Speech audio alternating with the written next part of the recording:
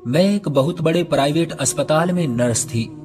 Doctor तो दोनों हाथों से लोगों को लूटने में बिजी थे, जबकि मेरी और मेरे जैसी बाकी नर्सों की तनख्वाह मीडियम सी थी। यहाँ तक कि हमारा गुजर बसर भी बड़ी मुश्किल से होता था। मगर मैं इस तनख्वाह में भी राजी थी, क्योंकि कुछ ना होने से कुछ होना बेहतर होता है। आज से कुछ महीने पहले तो मेरे पास इतने पैसे भी नहीं होते थे।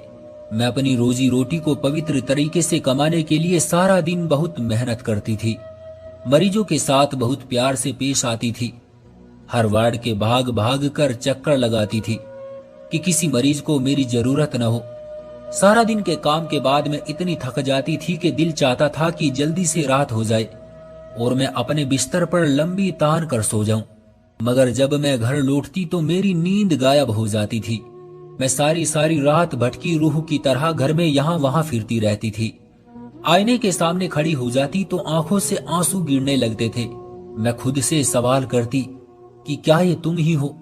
मीनू, तुम तो अपने बाबा की लाडली थी, फिर तुम्हारी ये हालत कैसे हो गई? दरअसल मैं शुरू से बहुत अच्छी होशियार बच्ची थी। माँ बाबा ने स्कूल में दाखिला करवा दिया तो मैं हर क्लास में पहली पोजीशन हासिल करती थी। मेरे स्कूल की टीचर मुझसे बहुत मोहब्बत करती थी। मैं जैसे जैसे बड़ी होती गई नन्ही नन्ही पहेलियों और पलकों पर ख्वाब सजाने लगी। मैंने मैट्रिक के एग्जाम जब अच्छे नंबरों से पास किए तो मैंने घर में हुक्मनामा जारी कर दिया था कि मैंने डॉक्टर ही बनना है।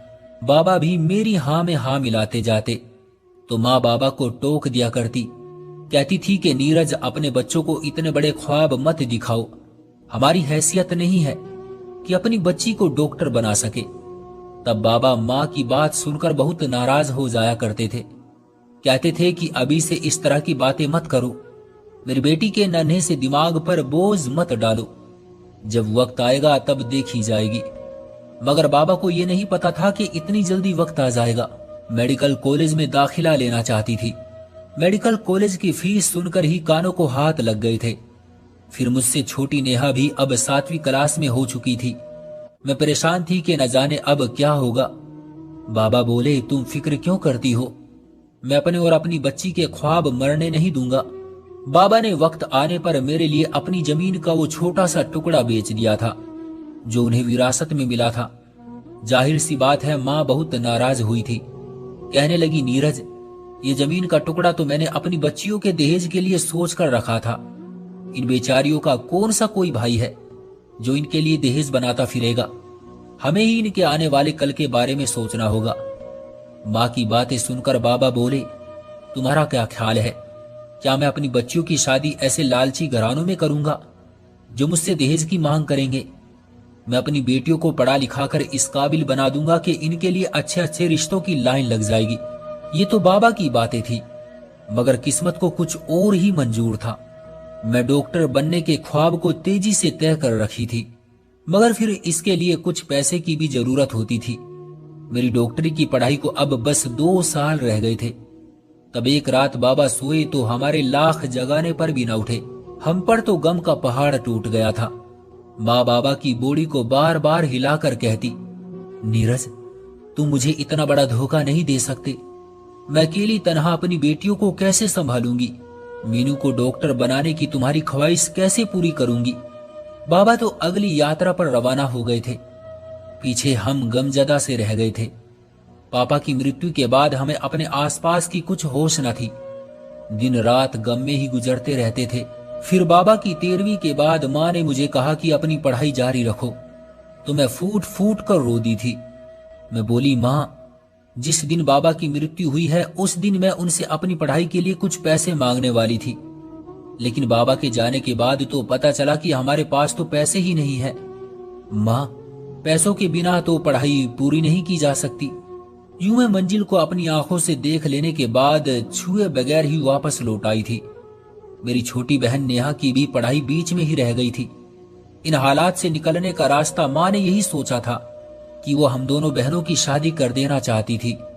मुझे तो कोई ऐतराज नहीं था, इसलिए माँ ने इधर उधर रिश्तों के लिए कह दिया था।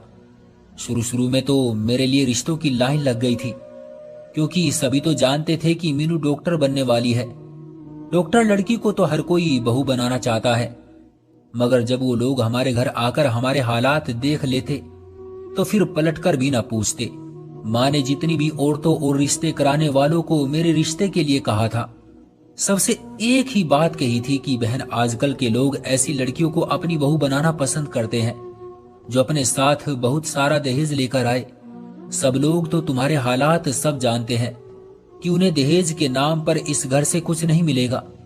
तब माँ बहुत नाराज हुई। वो मुझसे कहने लगी, मीनू, काश तेरे पिताजी ने मेरी बात मान ली होती, उन्होंने जमीन न बेची होती।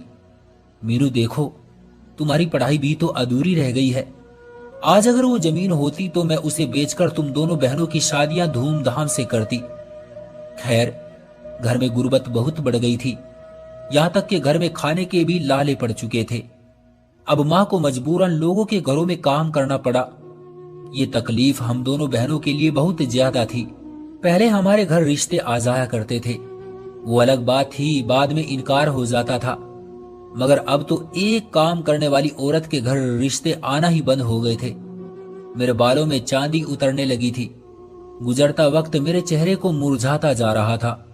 मेरी आंखों के इर्द गिर्द काले काले हल्के और चेहरे पर झाइयां पड़ चुकी थी। मैं अब अपनी जिंदगी से इस कदर तंग आ चुकी थी कि जी चाहता था कि मौत को गले लगा लूं।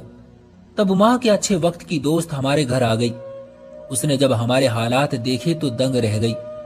तब उसने कहा कि मैंने तो सुना था कि मीनू डॉक्टर बन रही है।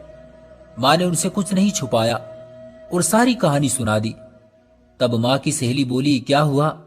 अगर अपनी मीनू डॉक्टर नहीं बन पाई तो मैं मीनू को एक प्राइवेट अस्पताल में नर्स लगवा देती हूँ। आंटी की बात सुनकर मैं जी उठी। मैं बोली, जी जी आंटी, अगर आप मेरे लिए ऐसा करेंगी तो मैं आपका एहसान सारी जिंदगी नहीं भूलूंगी। और यूं मैं एक अस्पताल में नर्स लग गई। मेरे लिए यही काफी था। मुझे लगता था कि जैसे मेरे ख्वाब को पूरा होने से कोई नहीं रोक सकता। डॉक्टर बनकर मेरा असल मकसद लोगों की मदद करना था, जिसे मैं यूं भी करती रहती थी। मैंने माँ को लोगों के घरों में काम करने से रोक दिया था कि हालात अच्छे होने लगे थे। एक दिन मैं घर पहुंची तो ऐसा महसूस हुआ जैसे घर में किसी की दावत रखी गई हो। मैंने माँ से पूछा तो माँ के चेहरे की रंगत बदल गई थी। उन्होंने नजरें झुका ली थी। फिर कहने लगी, मीनू, आज नेहा को लड़के वाले देखने आए थे।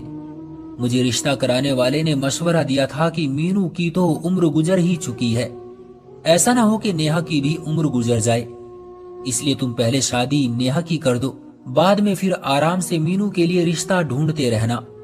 मैं चुपचाप माँ के चेहरे की तरफ देखने लगी थी। मैं सही शब्द की तलाश में थी। मैं देख पा रही थी कि मेरी माँ के चेहरे पर दुख ही दुख था। मैंने माँ को गले लगा लिया और बोली, मुझे आपके फैसले पर गर्व है। अच्छा तो माँ ये बताए, फिर क्या कहा रिश्ते वालों ने? मैं मुस्कुराने की कोशिश करने लगी थी। माँ भी मुस्कुरा देती थी। वो बोली, लड़के की माँ को तो हमारी नेहा बहुत पसंद आई है, बस तुम ये समझो कि बात पक्की ही है। मैं दिल से खुश हुई थी अपनी बहन के लिए, मगर फिर ना जाने क्यों मेरी आंखों से आंसू निकलने लगे। मैं जल्दी से भागकर नेहा के कमरे में चली गई। मैं बोली, नेहा, बहुत बहुत बधाई हो, मेरी बहन, जिंदगी की नई खुशी मुबारक हो। वो मेरे गले लगकर फूट फूट कर रोने लगी। कहने लगी, दीदी, हम दोनों एक दूसरे के जन्म के साथी हैं, मैं आपको छोड़कर नहीं जाना चाहती। मैंने उसको दिलासा दी और फिर हमारे घर में शादी की तैयारियां शुरू हो गई थी। मैंने अपनी जमा पूंजी से उसके लिए कुछ जरूरी सामान बना दिया था।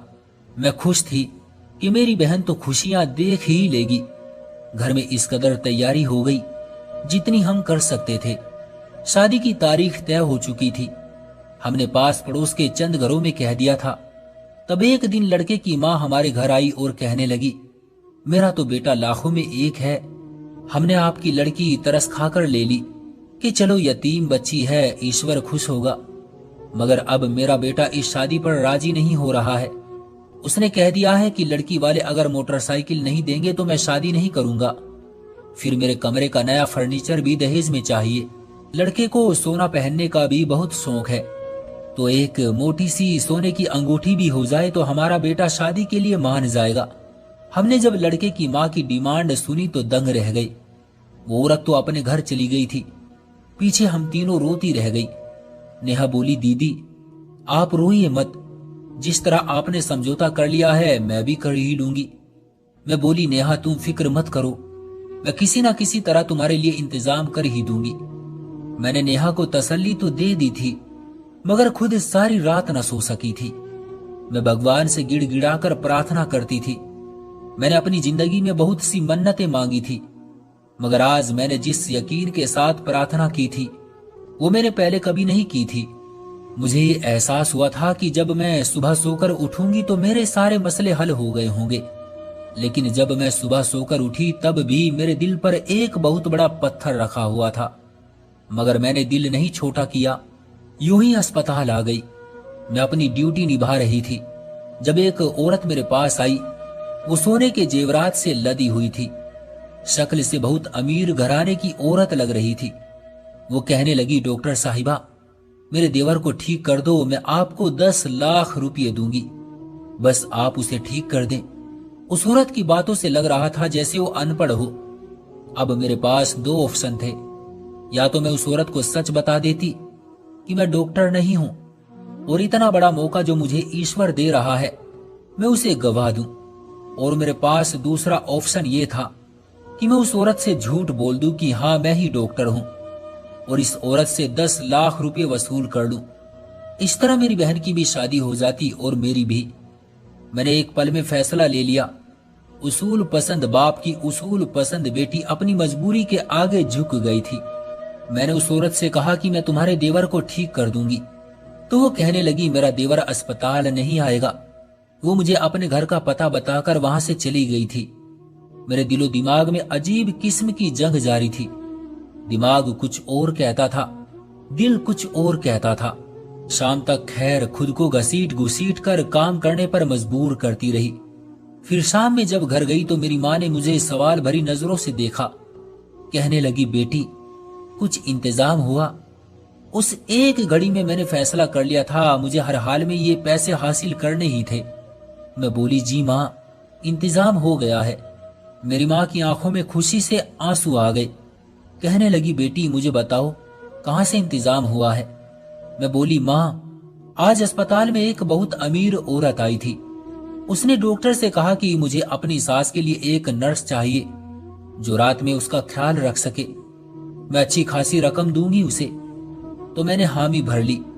माँ एकदम से और भी उदास हो गई। वो कहने लगी, नहीं नहीं मीनू, मैं तुम पर इतना बड़ा जुल्म नहीं करूंगी। पहले ही तुम परेशानियों की चक्की में पिसती रही हो, तो क्या अब रात में भी तुम मेहनत करोगी? मैं हंसती हुई बोली, माँ फिक्र न करें, बड़ी उम्र के मरीज दवा खाकर सारी सारी रात सोए रहते हैं, मुझे मेहनत नहीं करनी पड़ेगी। मैंने बड़ी मुश्किल से माँ को मनाया था, तब कहीं जाकर मुझे इजाजत मिली। मैं रात 10 बजे घर से निकल गई।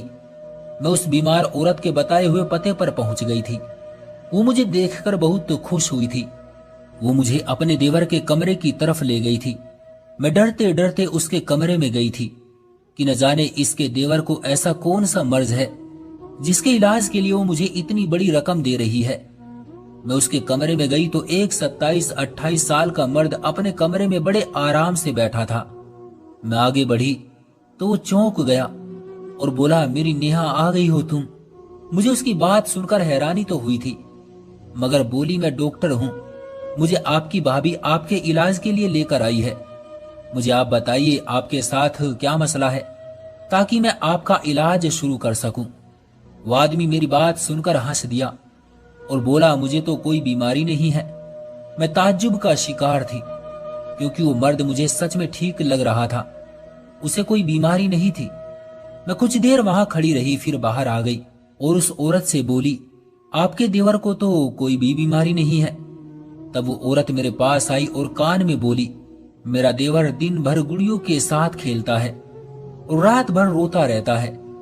यह हर किसी को नेहा कहकर पुकारता है, न शादी करता है, ना ही मुझे अपने दिल का हाल बताता है। इसकी बीमारी ऐसी है कि मैं किसी से जिक्र नहीं कर सकती, इसलिए आपको अपने घर लाई हूं। मैं समझ गई थी कि ये तो एक दिमागी डॉक्टर का केस था, मगर मुझे पैसों की जरूरत थी, इसलिए खामोश रही। अब मैं एक बार दोबारा जब उस आदमी से मिलने उसके कमरे में आई तो ये देखकर चीख निकल गई कि वो गुड़िया के बच्चे को बुखार का सिरप पिलाने की कोशिश कर रहा था। मुझे देखकर मुस्कुराने लगा और बोला, ये बहुत बीमार है, इसलिए इसको दवाई दे रहा हूं। मैं आगे बढ़ गई और उसके पास जाकर बैठ गई थी। मुझे पता था कि ऐसे मरीज को बातों के जरिए ठीक किया जाता है। मैं बोली, राज, इसको क्या बीमारी है? राज एकदम से उदास हो गया और बोला, इसको मौत की बीमारी है, ये मरती बहुत ज्यादा है। मैं राज की बात सुनकर बहुत परेशान हो गई थी। मैं बोली, ये कौन है? वो बोला, ये मेरी बेटी है। मैं मुस्कुरा दी और बोली, राज, तुम्हारी बेटी तो बहुत प्यारी है, मगर फिक्र मत करो, अब मैं आ गई हूं ना, अब ये नहीं मरेगी। राज एकदम से खुश हो गया था। वो बोला, सच में? मैंने इस बात पे हाँ में सर हिला दिया और उठकर बाहर चली गई। मैं राज की अक्षरा भाभी से बोली, ऐसी क्या बात हुई है जिसका असर राज के दिमाग पर हो गया है?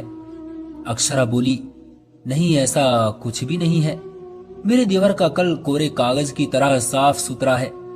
मैं चुप कर गई और बोली, अब मैं चलती हूं, कल फिर आऊंगी। अक्षरा ने अपने ड्राइवर से कहकर मेरे लिए गाड़ी निकलवा दी। वो मुझे मेरे घर तक छोड़ने आया था। मैं घर पहुंची तो माँ बोली, तुम इतनी जल्दी आ गई? मैं बोली, बस उस औरत की सास को दवा वगैरह ही तो देनी थी, इसलिए मैं आ गई हूं। माँ को भी जरा सुकून मिल गया था।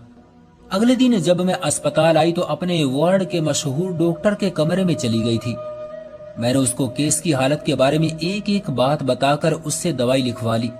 डॉक्टर ने राज के लिए आराम की दवाई लिख कर दी। आज रात जब मैं अक्षरा के घर गई तो वो बहुत खुश थी। कहने लगी, तुमने तो एक ही दिन में मेरे देवर को आधा ठीक कर दिया है। कल सारी रात वो रोया नहीं है। मैं मुस्कुरा दी थी। मैंने राज की दवाई उसकी भाभी को दे दी। मैं जब राज के कमरे में आई तो वो किसी से बातों में बिजी था। मैंने गौर किया, वो अपने होशो हवास से भी बेगाना होकर बैठा हुआ था। वो धीरे धीरे कह रहा था, नेहा, मैं बेवफा तो नहीं था, मगर मैं मजबूर था, जो तुम्हें जमाने के सर्द गर्म से ना बचा सका। मैं जानता हूं तुमने भी मेरी मोहब्बत में बहुत कुछ सहा है। नेहा, तुम कॉलेज पढ़ने आई थी, मैंने तुम्हें देखा तो तुम्हारी मोहब्बत में गिरफ्तार हो गया था। तुमने भी जवाब दिया था तो हमारी मोहब्बत परवान चढ़ने लगी थी। हमने सबसे छुपकर शादी कर ली और तुम उम्मीद से हो गई। नेहा, जब तुमने मुझे उम्मीद से होने की खबर सुनाई तब मैं बहुत मजबूर था। मजबूर तो शायद तुम भी थी। तुम्हारी माँ को शक हो गया था कि कुछ न कुछ गड़बड़ है। जब उन्होंने तुमसे पूछा तो तुमने हाँ में जवाब दिया। तुम्हारे बाबा ने ना जाने ये सब कैसे सुन लिया और उस बात का सदमा ना सह सके। वो तो मर गए, मगर फिर हमारा बच्चा भी न बच सका। तुमने अपने बाबा की मौत का सदमा इस कदर लिया कि हमारा बच्चा तुम्हारे पेट में ही मर गया। तब मैं तुम्हारे पास नहीं आ सका था, क्योंकि मेरे बाबा ने कहा था कि अगर मैंने तुम्हारे घर कदम भी रखा तो वो मुझे अपनी जायदाद से बेदखल कर देंगे। उस दिन दौलत जीत गई और हमारी मोहब्बत हार गई और हम हमेशा के लिए जुदा हो गए थे। मैं राज की बातें सुनकर रोने लगी थी, क्योंकि उसकी कहानी तो मेरी कहानी से बहुत मिलती जुलती थी। मैं कुछ भी कहे बिना अपने घर आ गई थी। राज की सारी बातें हथौड़े की तरह मेरे दिमाग पर बरस रही थी। मैं सारी रात जागती रही थी। क्या नेहा का कोई पास्ट था? रात के 2 बज चुके थे। मैंने सोचा नेहा के कमरे में जाकर देखती हूँ कि शायद कोई सुराग मिल जाए। जब मैं नेहा के कमरे में दबे पांव गई तो ये देखकर हैरान रह गई कि वो उस वक्त जाग रही थी। वो अपने बैग से कुछ निकाल रही थी। उसकी कमर मेरी तरफ थी, जबकि मुंह दूसरी तरफ था। मैं आगे बढ़ी तो वो कुछ बड़बड़ा रही थी। मैं चलते चलते उसके पास पहुंच चुकी थी। फिर जो मैंने देखा मुझे हैरान कर देने के लिए काफी था। उसके हाथ में राज की तस्वीर थी। वो तस्वीर से बातें कर रही थी। कह रही थी, राज, तुम जब से मेरी जिंदगी से निकले हो मुझे सुख का सांस नहीं आया। मैं बोली, नेहा, ये सब क्या है? मेरी बात सुनकर नेहा बहुत ज्यादा घबरा गई, रोने लगी थी। कहने लगी, दीदी मुझे माफ कर दो। मैं बोली, तुमने मुझसे इतनी बड़ी बात छुपा कर रखी थी। कहने लगी, दीदी, माँ ने मुझे अपने सर की कसम दी थी। मैं बोली, मैं राज से तुम्हें मिलवा सकती हूँ। वो मेरे कदमों से लिपट गई थी। कहने लगी, मैं आपका एहसान सारी जिंदगी नहीं भूल पाऊंगी। मैं राज की हालत देख चुकी थी। वो नेहा से सच्ची मोहब्बत करता था। इसलिए अगले दिन उसे अपने साथ ले गई। जब दोनों ने एक दूसरे को देखा तो फूट फूट कर रोने लगे। राज नेहा के कदमों में गिर चुका था। वो रो रो कर उससे माफी मांग रहा था। अक्षरा ने उसे माफ कर दिया था। अक्षरा भी ये मंजर देखकर हैरान रह गई। फिर वो एक दिन अपने पति के साथ हमारे घर राज के लिए नेहा का रिश्ता लेने आ गई थी। हमने हाँ कर दी और यूं बिछड़े आशिक मिल गए थे। नेहा अब राज का इलाज हिंदुस्तान के एक बेहतरीन डॉक्टर से करवा रही है। वो बेहतर हो रहा है। जबकि दूसरी तरफ हमारे अस्पताल में ही काम करने वाले एक डॉक्टर ने मुझे पसंद कर लिया और अपनी भाभी के हाथ शादी का पैगाम भिजवा दिया था। वो अकेला रहता था, इसलिए उसका कहना था कि मेरी माँ भी हमारे साथ ही रहेगी। और यूं मेरी शादी हो गई और मैं भी अब खुश रहने लगी। तो दोस्तों, ये थी हमारी आज की कहानी। उम्मीद करते हैं कि आपको पसंद आई होगी। आपका क्या कहना है इस कहानी के बारे में? कमेंट कर